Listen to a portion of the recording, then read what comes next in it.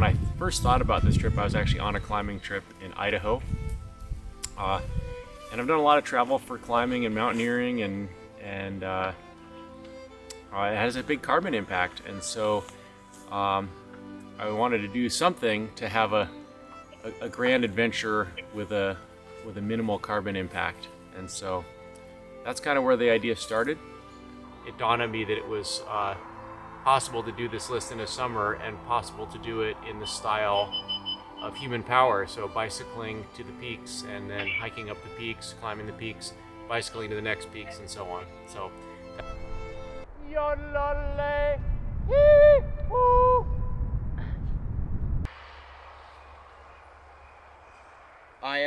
I'm ready whenever you are. Yeah, well, Jeff told me about his plan to climb all the boulders human powered, and I thought it was super cool, and I thought maybe I'd film the project because I'm super into film and photography. And yeah, I remember asking Jeff if I'd be able to tag along for the peaks as well, and his initial answer was pretty much a no, because I didn't have the necessary experience or fitness to be able to really be a valid partner for the trip. So after I was given that answer, I kind of spent the next year training and preparing and making it my goal to be able to do the peaks. I'm definitely like the dark horse of the project. I joined in last winter, and I've had a back injury for a year, so I wasn't really able to train very much going in. I originally thought that I would only bike, and I don't know, keep him company, and then I ended up climbing 47 of the peaks. Can this be cut and not shown to my mother?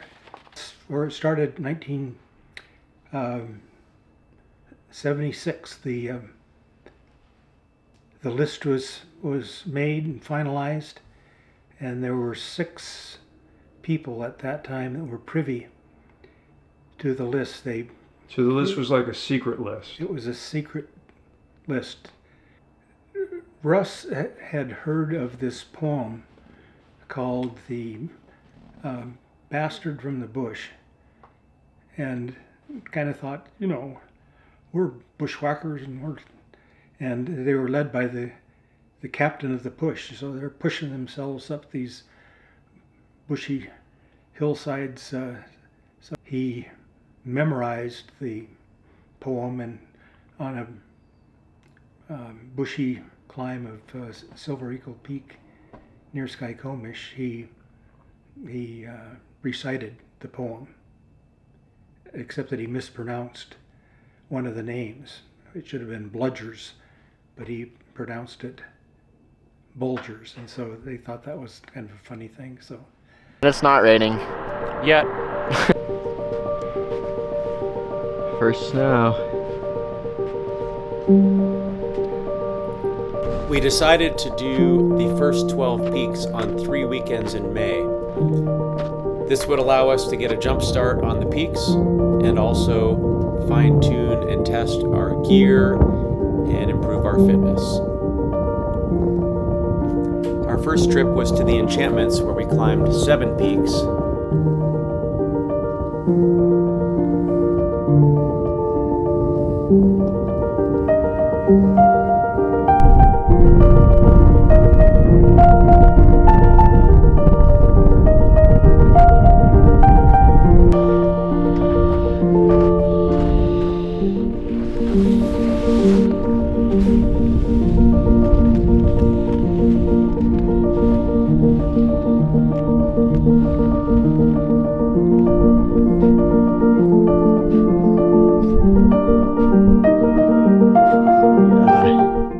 Don't fall there.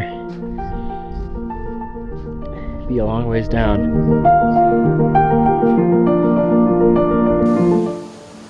And how much longer till we get home? Like 4 hours probably. All right. And Gosh, I hope it's a How little long less is than it until your class? It's 4 hours. 4 hours and 20 minutes until my class starts. You better hit the road. Long's Pass. It is extremely hot. But there's Stuart. And There's the thunderclouds. the thunderclouds. How's that water? Icy! Our second trip was to Argonaut, Sherpa, and Stewart. There were some thunderstorms, so we ended up climbing all the peaks in one long day after having a bad weather day. We started at about 3 in the morning and were up until we got home at about midnight. All right, here we are on Sherpa Peak. This peak has a lot of Ellensburg history. The climbers in Ellensburg are the Sherpa Climbing Club, and they did the first ascent of the Balanced Rock.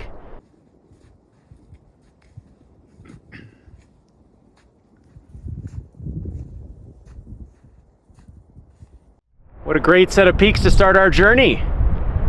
Yeah. And we are back at home, and I don't think I would pass a sobriety test right now.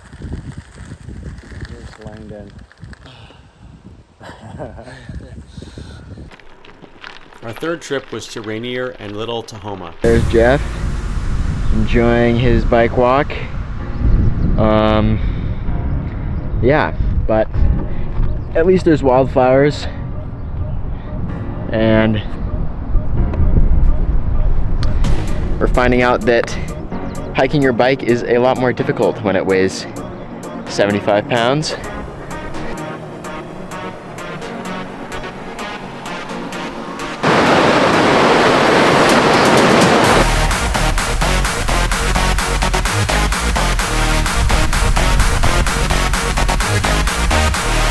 Headed up towards Little Tahoma, and conditions are a little soft, but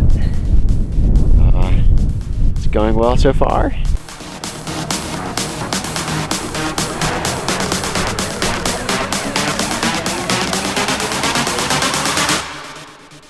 I am melting some snow so that we will have drinking water tomorrow. And then Fantastic. Camp Sherman was the first place where we were recognized. A person came around asking to borrow some fuel, and we got to talking, and he said, "Oh, you're those guys. I feel bad taking your fuel, knowing you biked it here." here we are hanging out of the wind right off the summit of Rainier, enjoying some summit snacks. Yeah.